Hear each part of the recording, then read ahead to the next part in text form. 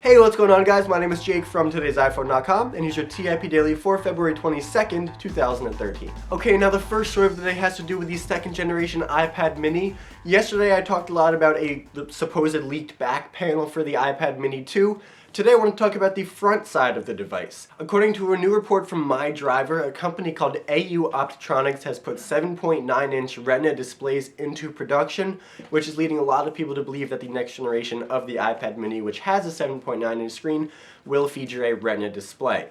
Now that's pretty much what people have been hoping for and sort of thinking since the first generation came out without a Retina display. Now obviously the cost of a device without a Retina display is cheaper. Reportedly it costs about $188 for Apple to make the current iPad mini. Now if this report pans out and the next generation does have these Retina displays, the cost to produce an iPad mini 2 will be around $200, so it'll be interesting to see if Apple adjusts the price point for consumers to accommodate for that slightly higher production cost. Okay, moving on, the guys over at Fixya surveyed 720,000 smartphone users and compared their data to some market share data from StatCounter to get some insight onto which smartphones are the most reliable, and the results are heavily in Apple's favor. In terms of reliability, the Apple iPhone came out with a score of 3.47, which doesn't sound like a lot until you know that it's almost 300% better than the 1.21 score that Samsung smartphones received. Nokia finished with a 0.68 score, and Motorola was at the bottom of the pool with a 0.31. Now that's not to say the iPhone is perfect. A lot of customers had problems with the battery,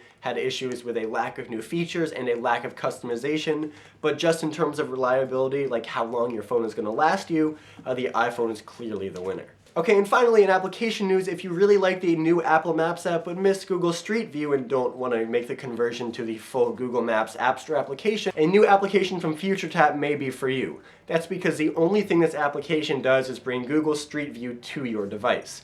Now, I'm a little bit confused about this application just because while you might not want to use the Google Maps app for your maps, you could still use it for Street View for free, whereas this FutureTap application costs 99 cents. That being said, it does look like a pretty solid application, and if you have 99 cents to burn and you really want to check out Street View again, you can check out this app in the App Store now. Alright, well that's all the big news for the day, guys. Thank you very much for watching. Your question of the day today is, have you ever had reliability issues with your iPhone or other smartphone brand, or have you found your smartphone to be extra reliable and would recommend it to somebody else?